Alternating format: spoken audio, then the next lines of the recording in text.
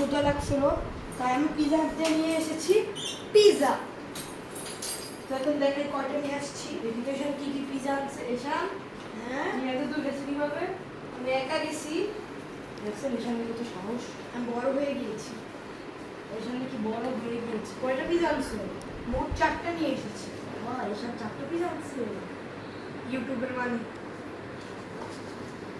দেখি তুমি কি কি কি কি পিজা আনছো। 4টা পিজা আনছি। এখন দেখাও দেখি আনছো। এটা কি পিজা?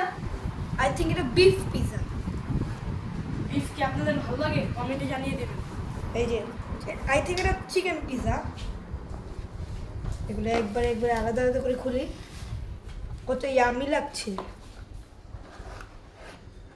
ও চিজ পিজা।